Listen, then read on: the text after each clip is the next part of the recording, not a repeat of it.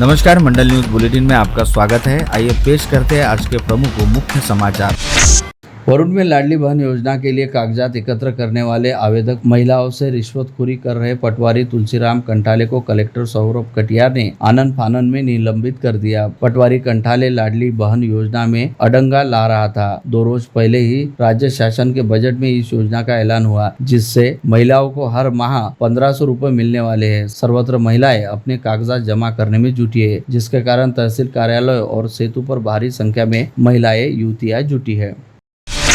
लोकसभा चुनाव से पहले नगरोत्थान योजना के तहत अमरावती विधानसभा क्षेत्र में किए जाने वाले विविध विकास कामों हेतु अमरावती की विधायक सुलभा खोड़के व राकापा अजित पवार गुट के प्रदेश उपाध्यक्ष संजय खोड़के ने 150 करोड़ रुपए की निधि मंजूर करवाई थी, परंतु निधि मिलने में कुछ देरी हो गई और इसी बीच लोकसभा चुनाव की आचार संहिता लागू हो गई, जिसके चलते आचार संहिता खत्म होने के बाद इस निधि के जरिए किए जाने वाले कामों की निविदा प्रक्रिया को शुरू किया गया। लेकिन आज अचानक ही इन कामों पर राज्य सरकार की ओर से स्थगिति लगा दी गई। विधायक सुलभा खोड़के द्वारा लाई गई निधि के जरिए किए जाने वाले विकास कामों पर स्थगिति लाने का काम बडनेरा के विधायक रवि राणा की ओर से किए जाने की बात भी सामने आई है, जिसके चलते अब खोड़के दंपति और विधायक रवि राणा के बीच एक बार फिर जमकर तनातनी होने के पूरे आसार दिखाई दे रहे हैं।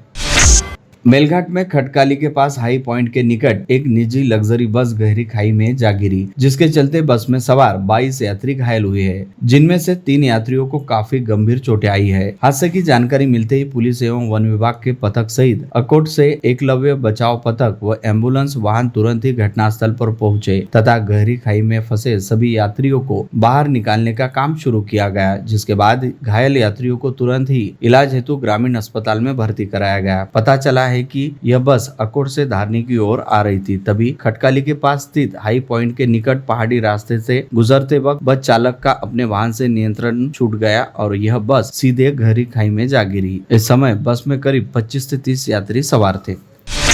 जिम्बाब्वे के दौरे पर जाने वाली भारतीय क्रिकेट टीम में बीसीसीआई द्वारा कई बड़े बदलाव किए गए हैं, जिसके तहत पहले 2 T20 मैचों के लिए अमरावती से वास्ता रखने वाले क्रिकेटर जितेश शर्मा सहित साई सुदर्शन और हर्षित राणा को टीम में शामिल किया गया है। यह तीनों खिलाड़ी संजू सैमसन, शिवम दुबे व यशस्वी जायसवाल की जगह लेंगे, जो हाल ही में T20 वर्ल्ड कप जीतने वाली भारतीय टीम के 15 सदस्यीय स्क्वाड में शामिल थे। बता दें कि मूलतः अमरावती से वास्ता रखने वाले क्रिकेटर जितेश शर्मा ने इससे पहले आईपीएल टूर्नामेंट में पंजाब किंग्स 11 की ओर से खेलते हुए शानदार खेल प्रदर्शन किया था और जमकर सुर्खियां बटोरी थी, जिसके चलते जितेश शर्मा को बीसीसीआई द्वारा भारतीय क्रिकेट टीम में शामिल करते हुए अनुबंधित किया गया। शासकीय चिकित्सा महाविद्यालय के इस वर्ष के सत्र से प्रारंभ होने से कुछ रुकावटें आने की संभावना जताई जा रही है। राष्ट्रीय चिकित्सा परिषद एनएमसी पिछले सप्ताह अमरावती मेडिकल कॉलेज की सुविधा का आकलन कर गई है। इसके साथ ही प्रदेश में प्रस्तावित बुल्ढाना, वाशिम और अन्य 7 नई जीएमसी की सुविधाओं का भी आकलन एनएमसी के दल ने कर लिया है। खबर में बताया गया कि प्रदेश की 10 प्रस्तावित शासकीय कॉलेज में से आगामी सत्र से मात्र 4 कॉलेज में अध्यापन शुरू हो सकता है। यह सभी कॉलेज 100 एमबीबीएस सीट की क्षमता रखते हैं। राज्य विधानसभा में आज एसटी कर्मचारियों की समस्याओं को लेकर विपक्ष ने सरकार से कुछ सवाल पूछे, जिस पर जवाब देते हुए मंत्री दादा भूसे ने कहा कि इसके लिए एक समिति काम कर रही है, जिसकी रिपोर्ट मिलने के बाद कोई अगला निर्णय लिया जाएगा। इसी समय आक्रामक हुए विधायक बच्चू कडू ने एसटी कर्मचारियों को मिलने वाले वेतन का मुद्दा उठाकर सरकार को जमकर आड़े हाथ लिया और कहा कि आखिर इस मुद्दे को लेकर सरकार को शर्म कैसे नहीं आती। प्रधानमंत्री किसान योजना के लाभार्थियों को केवाईसी के नाम पर योजना के लाभ से वंचित रखा जाता है और कृषि एवं राजस्व महकमे में समन्वय नहीं रहने के चलते किसानों पर अन्याय भी होता है। इस आशय की आलोचना कांग्रेस विधायक यशोमती ठाकुर ने आज विधानसभा में ध्यानाकर्षण प्रस्ताव रखते हुए की, जिसके उपरांत कृषि मंत्री द्वारा बताया गया कि 65,000 मामले प्रलंबित है, जिनका जल्द ही निपटारा कर लिया जाएगा। विधायक रवि राणा ने आज विधानसभा में गृह मंत्री अतुल सावे से भेंट कर जिन गरीब लोगों को 1-1 रुपया जमा कर उनके सपनों का घर देने के लिए माडा कॉलोनी, अकोली माडा colony, Badnera colony, Badnera engineering सहित अन्य माडा कॉलोनी के घरकुलों का ब्याज और जुर्माना रकम माफ करने की मांग ज्ञापन सौंपकर की। मंत्री महोदय ने सकारात्मक कार्यवाही का आश्वासन दिया है।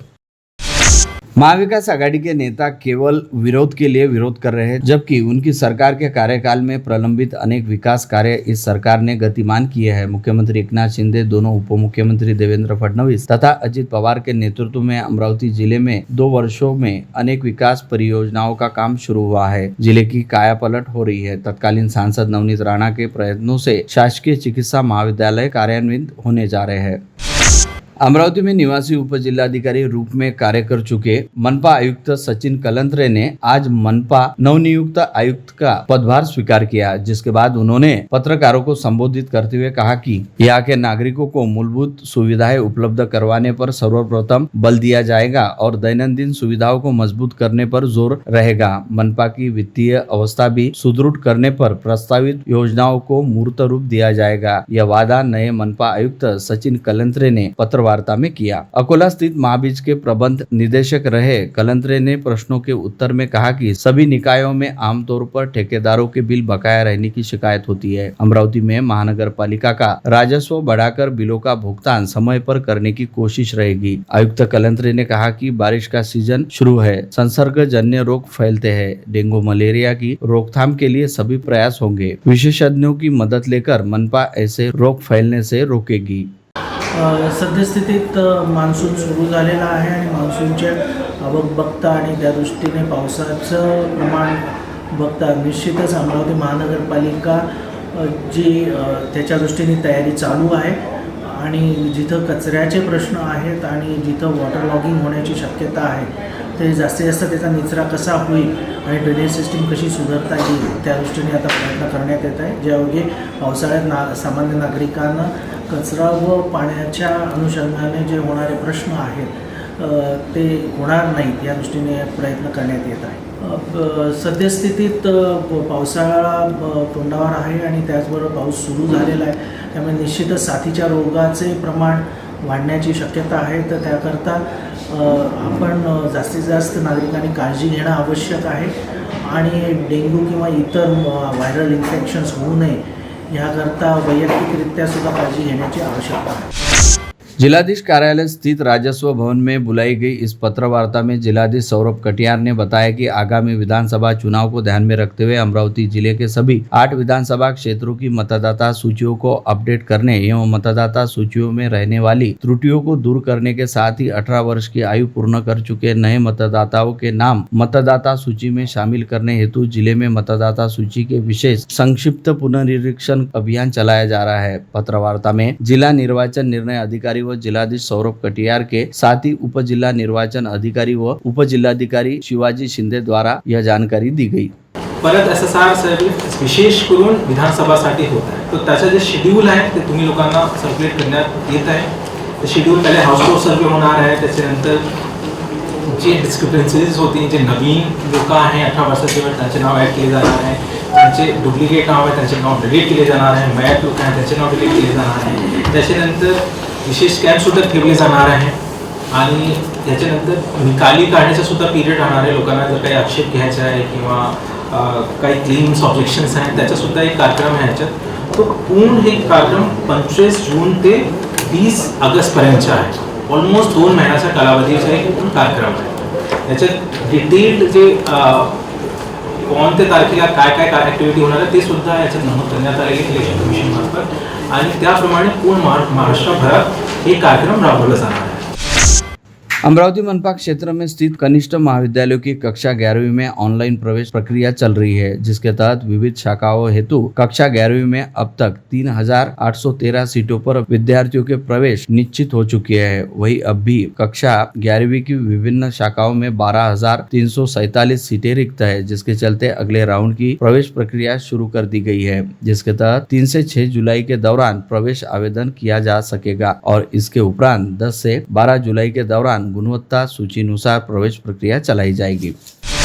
अमरावती और परिसर में 6 जुलाई तक मध्यम हल्की बरसात कायम रहेगी। 7 जुलाई और इसके बाद बारिश का जोर बढ़ेगा। मूसलाधार बारिश होगी, यह अनुमान प्रसिद्ध मौसम वैज्ञानिक प्राध्यापक डॉक्टर अनिल बंड ने व्यक्त किया। बंड ने आह्वान किया कि किसान खेती बाड़ी के लिए नियोजन करते समय व्यावसायिक और भोंदू मौसम विशेषज्ञों पर निर्भर न रहे। प्राध्यापक बंड ने अगले सप्ताह भर ऐसा ही मौसम रहने की संभावना व्यक्त की।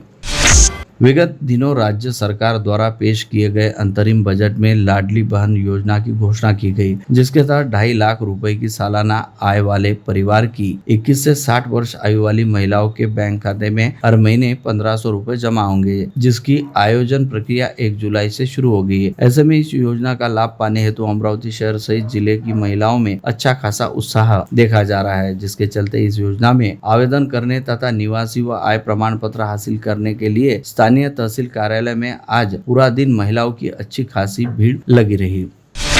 गांव के सरपंच से संसद बनने तक राजनीतिक सफर पूरा करने वाले अमरावती जिले के सांसद बलवंत वानखड़े ने आज 2 जुलाई को अपने जन्मदिन के निमित्त राजधानी दिल्ली स्थित महाराष्ट्र सदन में महापुरुषों का अभिवादन करते हुए वृक्षारोपण किया। बता दें कि इस समय 18वीं लोकसभा का विशेष सत्र दिल्ली में चल रहा है। ऐसे में सांसद बलवंत वानखड़े फिलहाल दिल्ली में रहते हुए अधिवेशन में व्यस्त है।